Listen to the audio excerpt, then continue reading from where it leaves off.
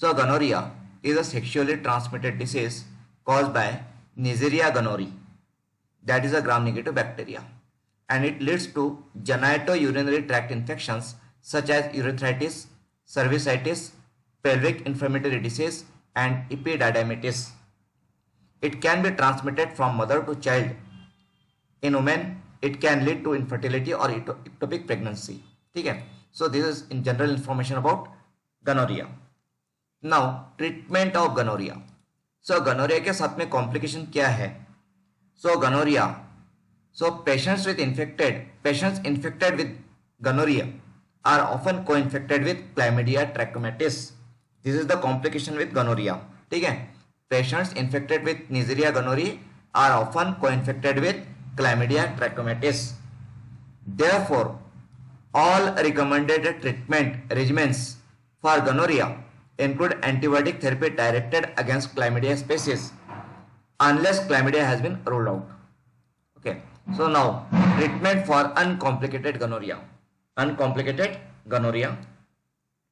So here first line treatment, that is a single dose of ceftriaxone IM 250 to 500 milligram. Okay, single dose है ceftriaxone, that is cephalosporin antibiotic IM 250 to 500 milligram.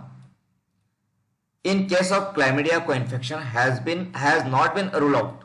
ठीक है, यदि chlamydia co-infection को rule out नहीं किया गया हो तो plus doxycycline 100 milligram oral BID for 7 days. Okay, doxycycline 100 milligram oral BID for 7 days. Or during pregnancy, in case of pregnancy, add azithromycin 1 gram or 2 gram oral as a single dose.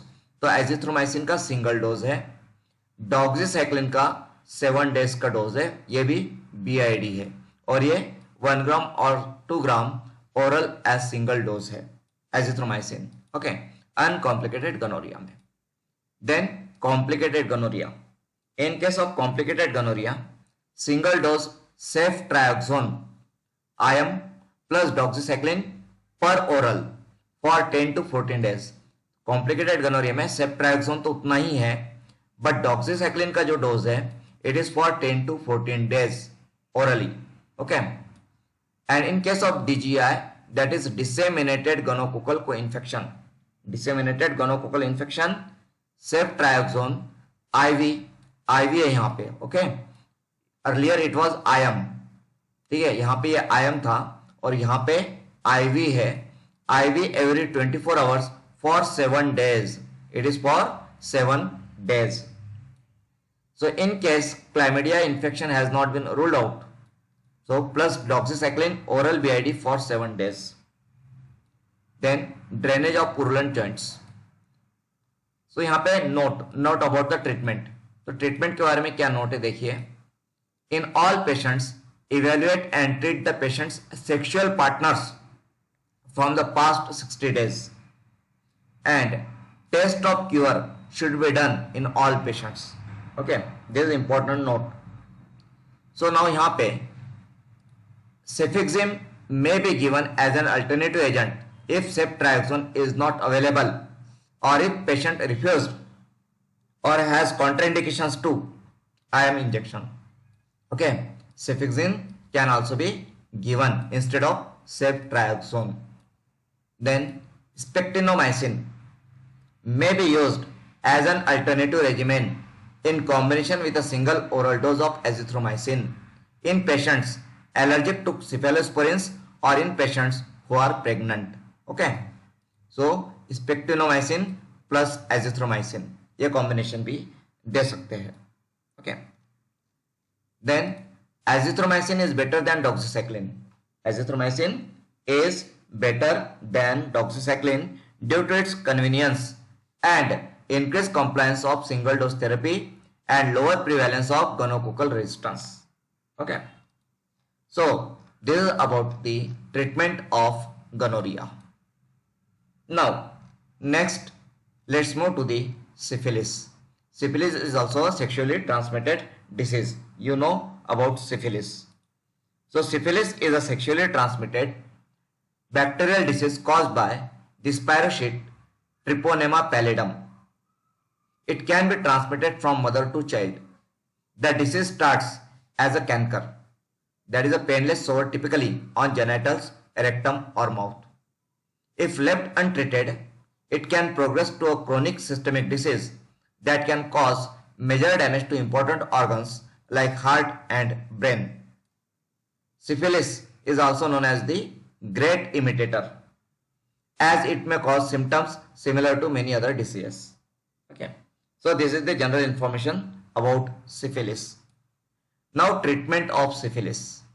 So parenteral penicillin, that is benzathine penicillin G, is the first line treatment. So see, यहाँ पे syphilis के लिए जो first line treatment है, that is the penicillin G or benzathine penicillin G. Okay, this is the first line treatment for syphilis. So parenteral penicillin, benzathine penicillin G is the first line treatment for all syphilis infections, including during pregnancy.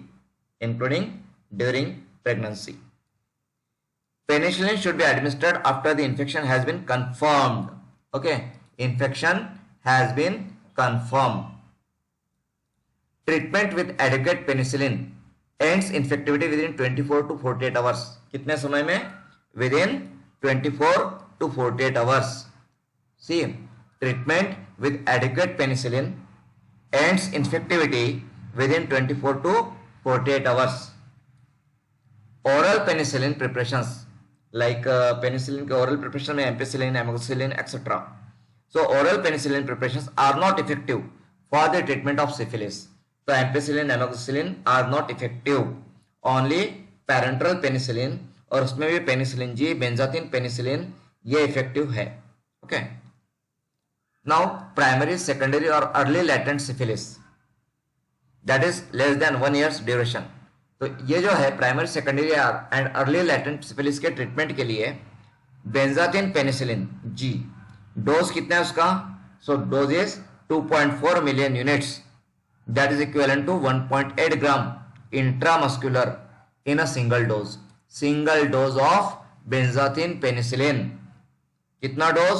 2.4 million units, that is equivalent to 1.8 gram. Okay. Then late latent syphilis, that is above 1 year's duration, or latent syphilis of unknown duration. So इसके लिए भी benzathine penicillin G, dose कितना? 2.4 million units, 1.8 gram IM once a week for 3 successive weeks. Okay, once a week for 3 successive weeks. Then neurosyphilis, so aqueous crystalline penicillin G. यहाँ पे जो penicillin G है ये benzathine नहीं है, it is the aqueous crystalline penicillin G है. aqueous crystalline penicillin G, dose है 18 to 24 million units, 18 to 24 million units. IV, it is IV. ऊपर में क्या था? IM था. Now this is IV. So 3 to 4 million units every 4 hours, or by continuous infusion for 10 to 14 days. Or aqueous procaine penicillin G, क्या बोला है? aqueous procaine penicillin G, 2.4 million units IM daily plus probenecid 500 milligram oral 4 times daily for 10 to 14 days. Okay. So this is the treatment of neurosyphilis. Then congenital syphilis.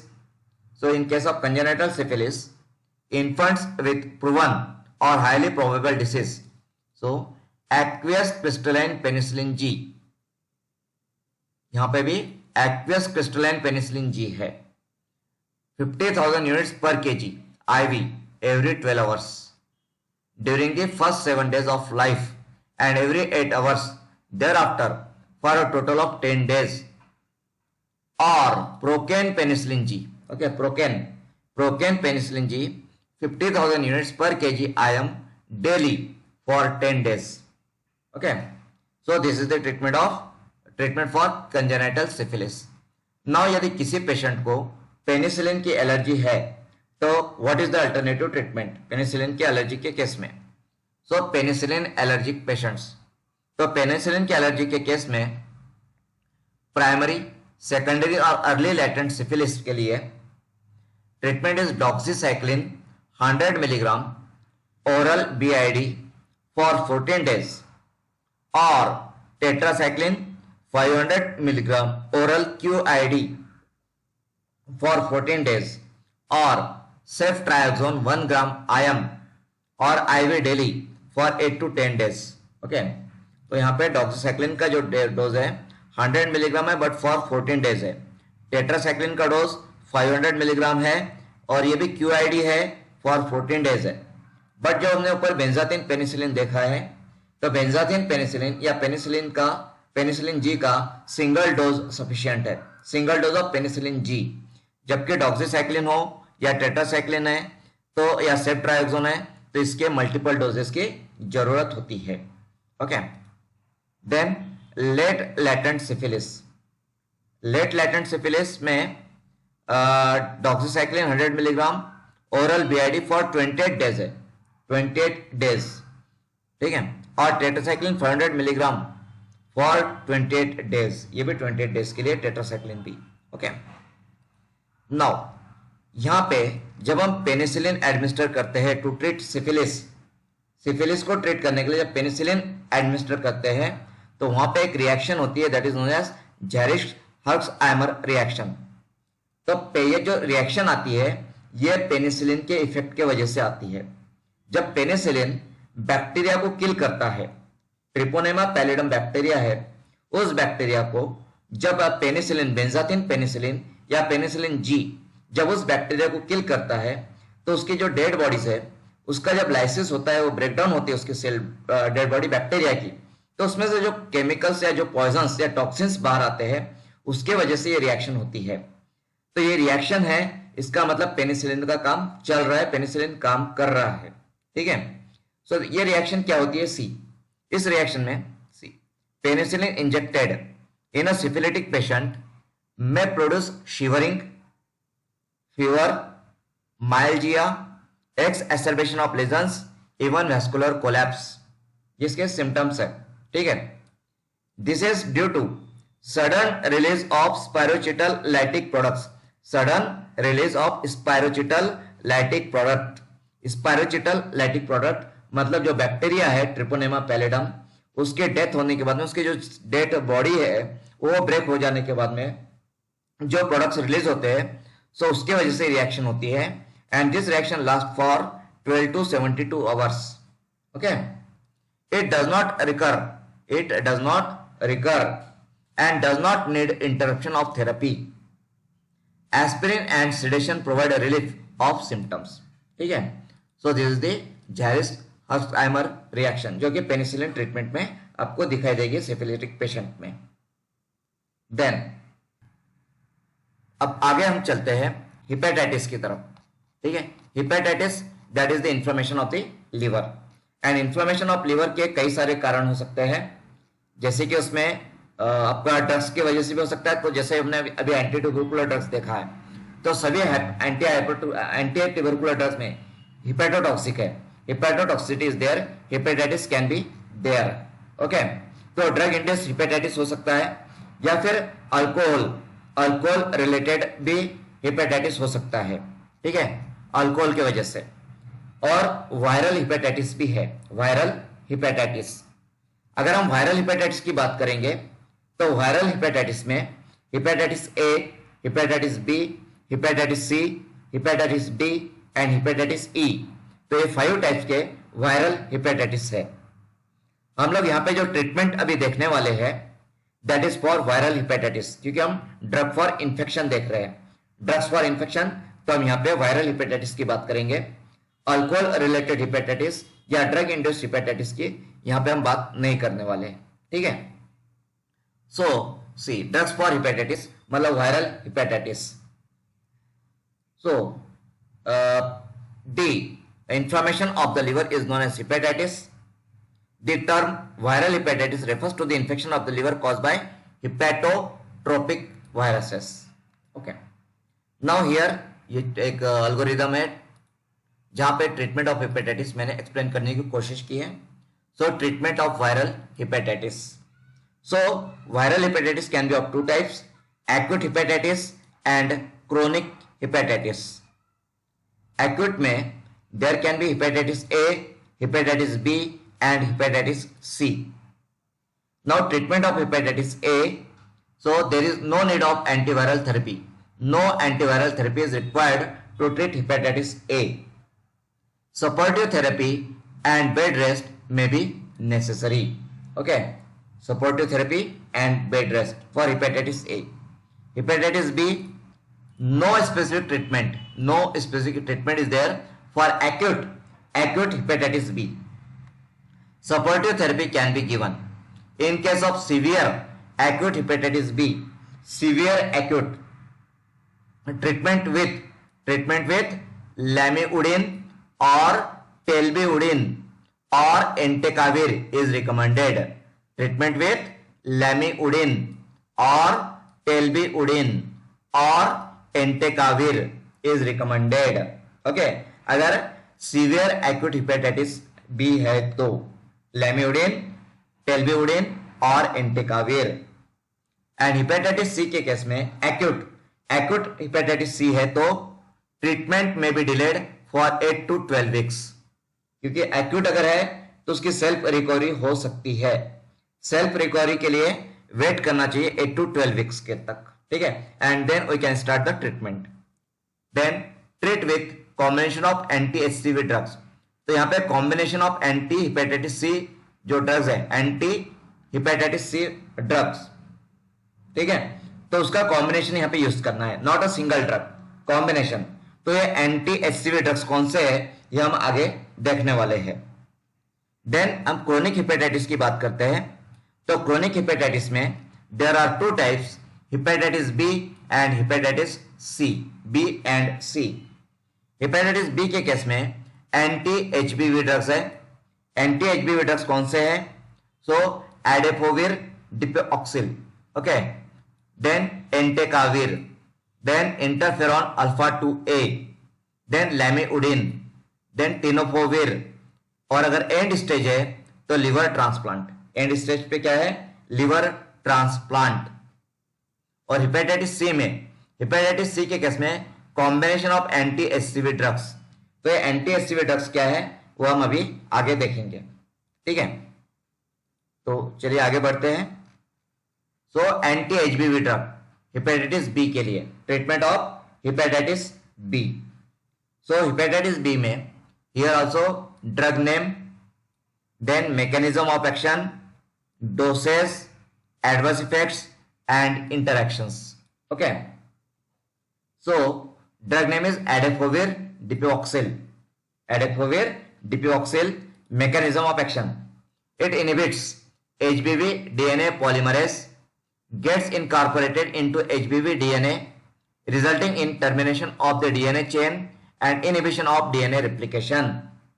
So in short, simply बोलना है तो adefovir डिपिऑक्सिल क्या करता है? तो adefovir dipivoxil inhibition of DNA replication, DNA के replication को inhibit करेगा. इसका doses, oral dose 10 milligram per day. The optimum duration of treatment is not clear. Optimum duration of treatment is not clear. 6 months or 12 months कितने दिन treatment चलेगा that is not clear. अब इसके adverse effects, नेफ्रोटॉक्सिटी.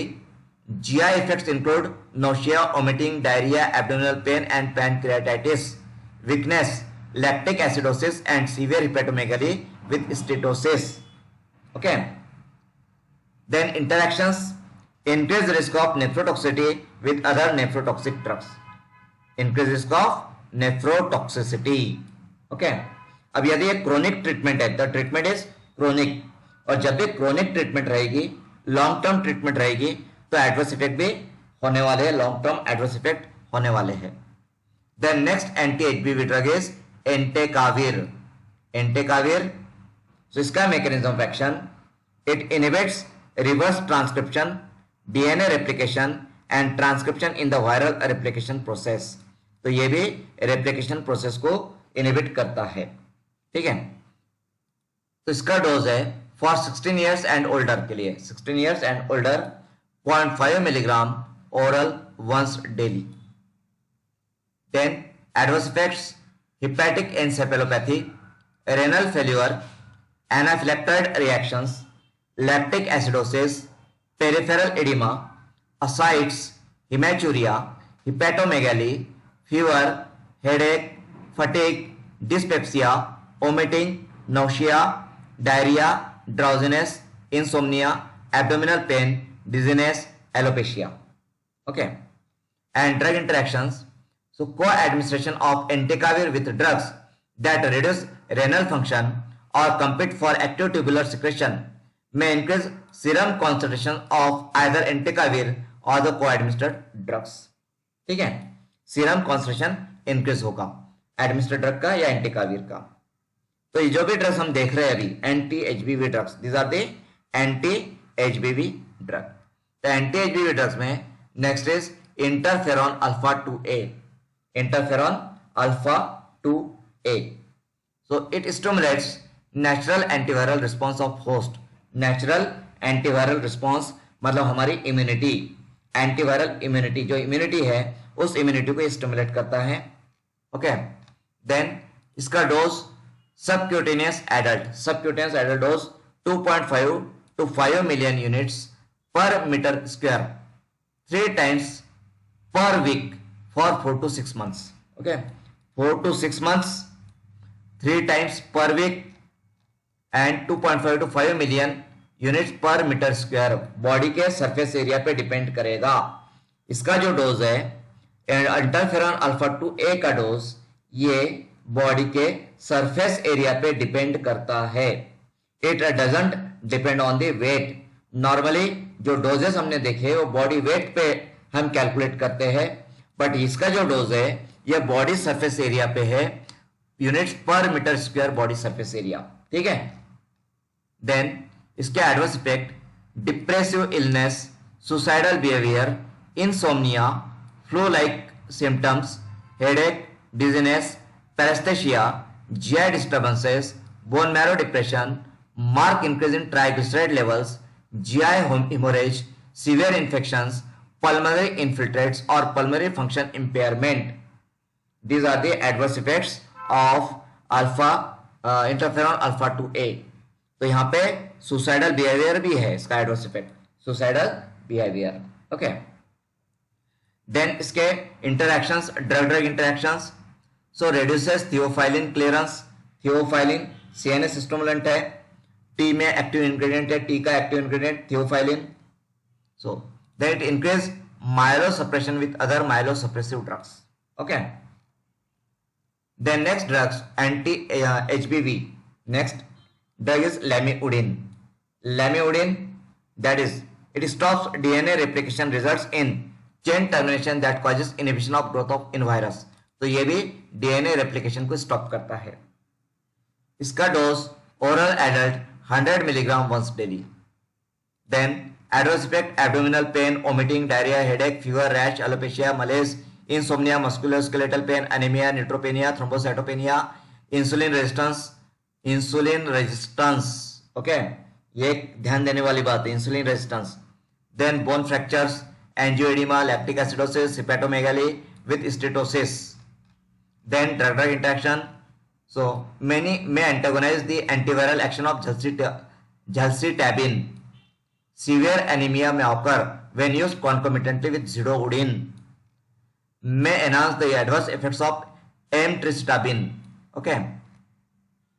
Next drug is telbudine. Telbudine, so it inhibits viral DNA replication and results in obligate chain termination of DNA synthesis. So ये भी DNA replication को inhibit करता है। Oral adult dose 600 milligram once daily. Then adverse effects are rhabdomyolysis, hepatotoxicity, lactic acidosis, neutropenia, myopathy, peripheral neuropathy, hyperbilirubinemia and hepatomegaly. Drug interaction, change in plasma concentration with drugs that affect renal function, may increase the risk of myopathy with other drugs associated with myopathy, may increase risk of myopathy. Muscle related pain, muscle related problems increase करेगा. Then next is tenofovir. Tenofovir that is used to treat hepatitis B. Hepatitis B. So it inhibits HBV DNA polymerase, gets incorporated into HBV DNA resulting in termination of the DNA chain and inhibition of DNA replication. तो ये भी क्या करेगा, DNA replication को inhibit करेगा. तो जितने भी हमने ड्रग्स देखे हैं HBV के लिए, हेपेटाइटिस बी के लिए, ये सभी ड्रग्स क्या करते हैं, तो DNA replication को इनहिबिट करते हैं. They inhibit DNA replication in the hepatitis B virus. Okay. इसका ओरल एडल्ट डोज है 300 milligram once daily. 300 milligram once daily. And it causes nausea, flatulence, abdominal discomfort, loose motions, headache, muscle weakness and myopathy. Okay. And drug interaction increase risk of nephrotoxicity with the drugs that reduce renal function, decrease therapeutic effect with adefovir. Okay. Then अब ये जो हमने drugs देखे हैं, so this are the drugs to treat hepatitis B virus. ठीक है, hepatitis B, इसको treat करने के लिए ड्रग्स हमने देखे हैं. इसमें एडेफोविर, डिपिवॉक्सिल है, देन एंटेकाविर है, then interferon alpha 2A, then lamivudine, okay, and telbivudine, tenofovir. और सभी ड्रग्स डीएनए रेप्लिकेशन को इनहिबिट करते हैं. Now next is anti HCV drugs, hepatitis C virus.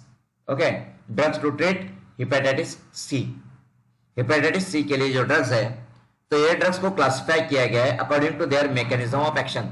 According to mechanism of action इनको basically 2 types में divide किया गया है.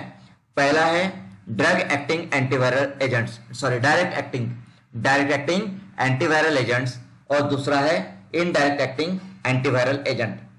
अब ये जो डायरेक्ट एक्टिंग एंटीवायरल एजेंट्स है, इनको और फर्दर टेस्ट में क्लासिफाई किया गया है according to the action, mechanism of action. तो first one is NS5B polymerase inhibitor. NS5B polymerase, ठीक है, इनहिबिटर. देन सेकंड टाइप है NS5B RNA polymerase inhibitor. Okay, RNA polymerase. यहां पे क्या बोला है, only NS5B polymerase inhibitor, nucleotide analogue है, न्यूक्लियोटाइड. ओके, तो ये जो है ये NS5B RNA पॉलीमरेज इनहिबिटर है, बट ये नॉन न्यूक्लियोटाइड एनालॉग है, नॉन न्यूक्लियोटाइड. अब ये केमिस्ट्री हो गया. न्यूक्लियोटाइड और न्यूक्लियोसाइड में क्या फर्क है, तो न्यूक्लियोसाइड मतलब जिसमें न्यूक्लिक एसिड होता है, आरएनए डीएनए जो है, तो जिसमें न्यूक्लिक एसिड होता है, फॉस्फेट ग्रुप होता है और शुगर मॉलिक्यूल होता है, शुगर, ठीक है, वो न्यूक्लियोटाइड होता है. और जिसमें फॉस्फेट ग्रुप नहीं है वो न्यूक्लियोसाइड होता है. ठीक है, तो ये केमिकली क्लासिफिकेशन हो गया इसका.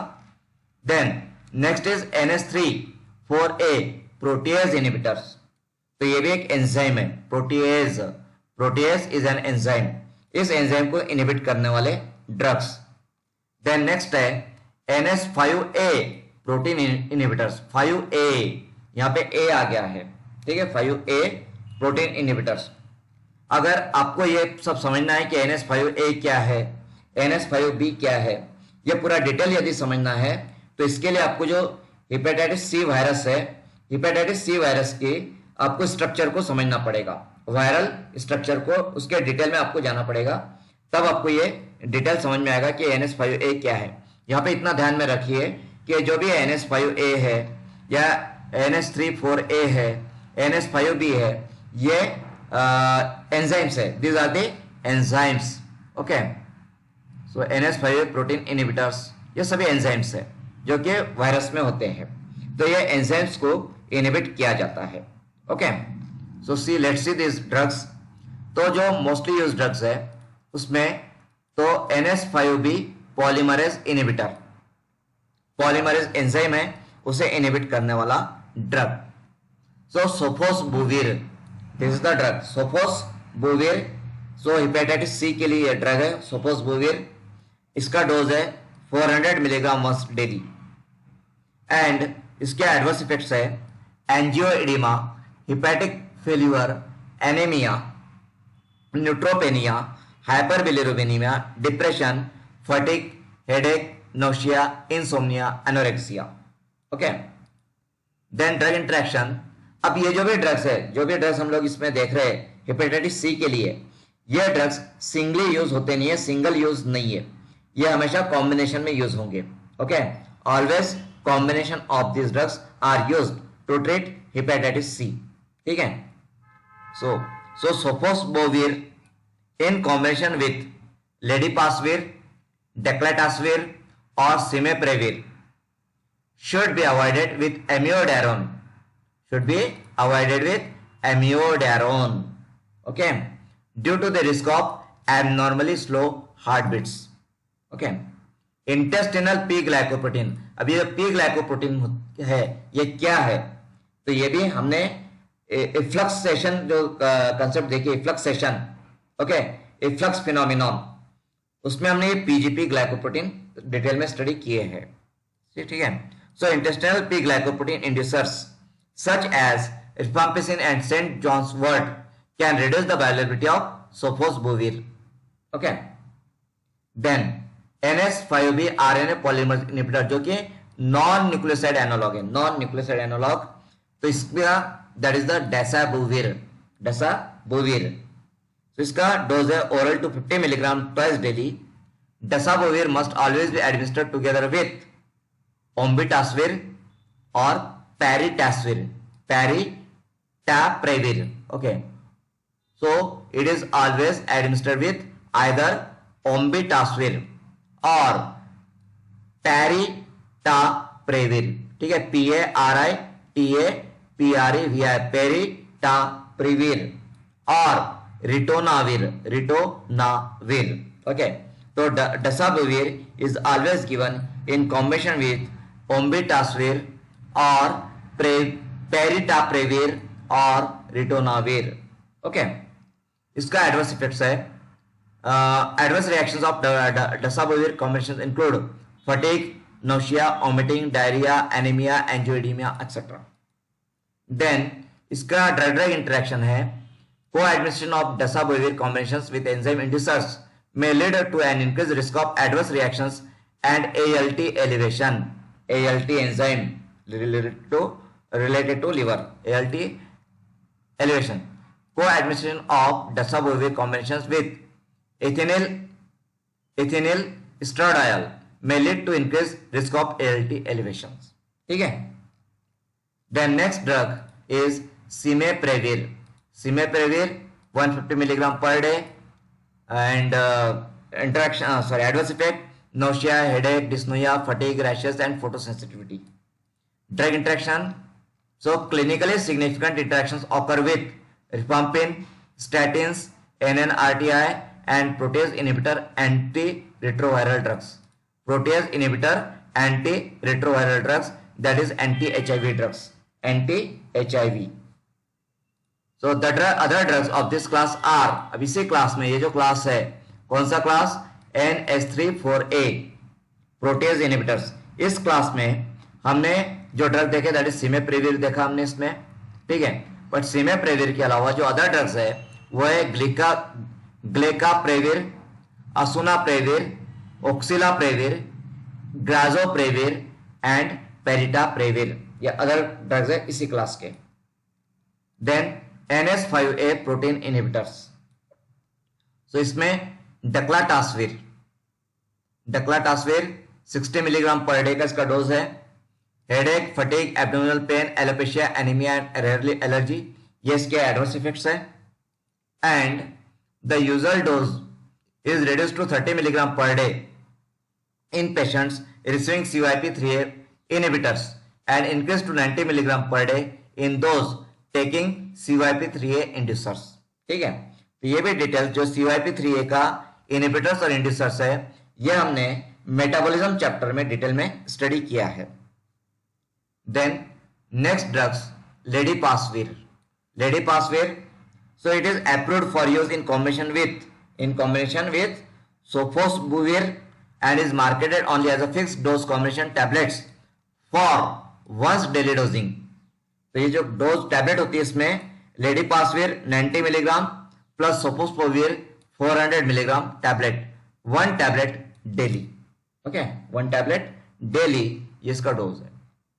नाउ इसके adverse effects, so angioedema, hepatic failure, anaemia, neutropenia, hyperbilirubinaemia, depression, fatigue, headache, nausea, insomnia, anorexia.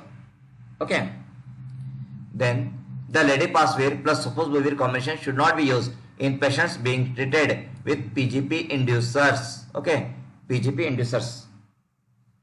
Then next drug is velpatasvir. Okay, velpatasvir available only as a fixed dose combination of velpatasvir 100 milligram plus sofosbuvir 400 milligram. Okay, so headache, fatigue, weakness and nausea इसके adverse effects है। And inducers of CYP3A and PGP lower velpatasvir blood levels and should not be used with it. Okay, ये इसका drug interaction है। The other drugs of this class are, अब ये जो class है हमारा, ठीक है, ये क्लास कौन सा है? सो NS5A प्रोटीन इनहिबिटर्स। तो इस क्लास के जो अदर ड्रग्स है, मतलब ये जो ड्रग्स हमने देखा डक्लाटासवीर है, लेडीपासवीर है, देन वेलपाटस्वीर है, इसके अलावा जो अदर ड्रग्स है दोज आर एल्बासवीर, ओम्बिटासवीर एंड प्रेब्रेंटासवीर। ओके, ये इसके अदर ड्रग्स है। नाउ जो डायरेक्टली एक्टिंग एंटीवायरल एजेंट नहीं है, डायरेक्टली एक्टिंग नहीं है, that is the ribavirin. Ribavirin ये डायरेक्टली एक्टिंग नहीं है। तो रिबाविरिन का मैकेनिज्म ऑफ एक्शन क्या है? सो रिबाविरिन का mechanism of action, ribavirin gets converted into mono and triphosphate derivatives, mono and triphosphate derivatives intracellularly। मतलब रिबाविरिन जब सेल में एंटर करता है तो एंटर करने के बाद में रिबाविरिन मोनो और ट्राइफॉस्फेट डेरिवेटिव्स में कन्वर्ट हो जाता है, और फिर ये क्या करता है, ट्राइफॉस्फेट होने के बाद में ये वायरस जो है, वायरल RNA, मतलब इट इनहिबिट्स GTP, तो फिर ये GTP को इनहिबिट करता है, that GTP is guanosine 5 triphosphate, उसको इनहिबिट कर देगा। और अगर ये GTP इनहिबिट होता है तो वायरल RNA का सिंथेसिस इनहिबिट हो जाएगा, और वायरल RNA का सिंथेसिस अगर स्टॉप हो जाता है तो उसका रेप्लिकेशन या डिवीजन नहीं हो पाएगा वायरस का। ठीक है, तो ये रिबाविरिन का मैकेनिज्म ऑफ एक्शन है। इसका dose, so oral above 70 kg weight तो 600 मिलीग्राम ट्वाइस डेली, और लेस देन 75 kg है तो 400 milligram in the morning and 600 milligram in the evening. मतलब अगर अबव 75 kg है तो 1200 मिलीग्राम पर डे है, और बिलो 75 kg है तो 1000 मिलीग्राम पर डे है। ओके, इसके जो एडवर्स इफेक्ट्स है those are anaemia, bone marrow depression, haemolysis, CNS and GI symptoms.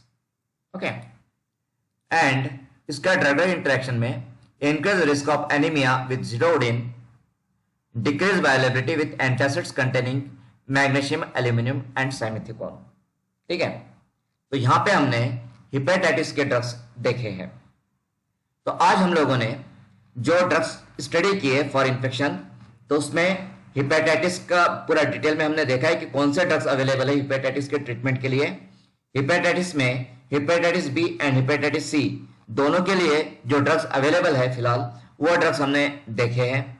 उसके पहले फिर जो सिफिलिस है एंड गनोरिया है, इसके बारे में भी हमने आज डिस्कस किया है।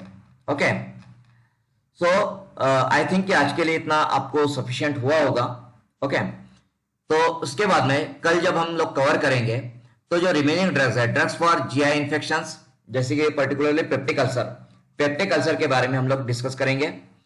एंटीवायरल ड्रग्स, तो एंटीवायरल ड्रग्स में भी अगर हम anti-HIV कवर करते हैं तो anti-HIV बहुत डेप्थ में है, फिर भी हम उसको कोशिश करेंगे कवर करने की, तो anti-HIV ड्रग्स पर्टिकुलरली हम लोग कवर करेंगे।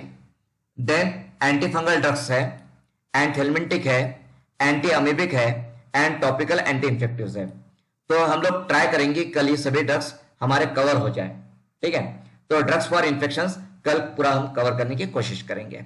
ओके, तो आज ये जो हमने कवर किया है इसके बारे में आपको कुछ डाउट्स है, कुछ क्वेरीज है, कुछ पूछना है?